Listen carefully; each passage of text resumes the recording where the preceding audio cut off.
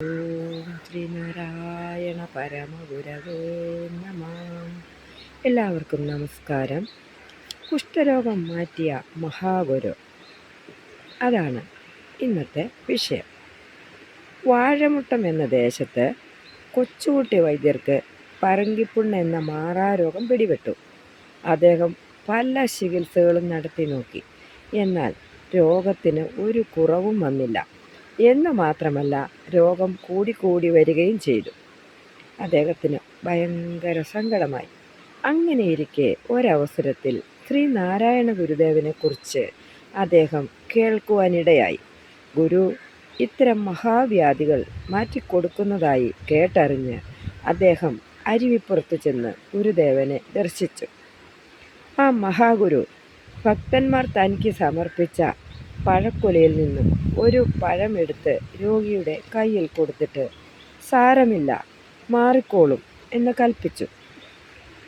അദ്ദേഹം വളരെ ഭക്തിപുരസരം ആ പഴം തൊലിയോടുകൂടി കഴിച്ചു. ഈ മഹാരോഗത്തിന് ഗുരു എന്തെങ്കിലും ഔഷധം തരും എന്നായിരുന്നു അദ്ദേഹം വിചാരിച്ചത്. എന്നാൽ അങ്ങനെ ഉണ്ടാകാത്തതിൽ നേരിയൊരു സംശയം ഉള്ളിൽ ഉണ്ടാവുകയും ചെയ്തു. എന്നാൽ ആ പഴം കഴിച്ച ശേഷം ശരീരത്തിലുണ്ടായിരുന്ന വ്രണങ്ങൾ ക്രമേണ ശമിക്കുവാൻ തുടങ്ങി. 6-7 മാസം കൊണ്ട് രോഗം പൂർണ്ണമായും മാറി. അദ്ദേഹം ഇന്ന് കുന്നുംപാറ ക്ഷേത്രം സ്ഥിതി ചെയ്യുന്ന 20 ഏക്കർ സ്ഥലം ഗുരുവിനായി സമർപ്പിച്ചു. എൻ്റെ രോഗം പൂർണ്ണമായും മാറി. ഇത് എൻ്റെ പാദ കാണിക്കയായി സ്വാമി സ്വീകരിക്കണം എന്ന് പറഞ്ഞ് ആ സ്ഥലത്തിൻ്റെ പ്രമാണം തൃപ്പാദങ്ങൾ സമർപ്പിച്ചു.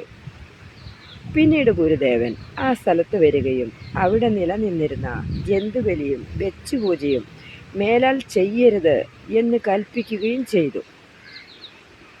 അവർ ഈ അനാചാരം ഒഴിവാക്കുകയും സ്വാമി ഞങ്ങൾക്ക് ഒരു ക്ഷേത്രപ്രതിഷ്ഠ നടത്തിത്തരണമെന്ന് അപേക്ഷിക്കുകയും ചെയ്തു.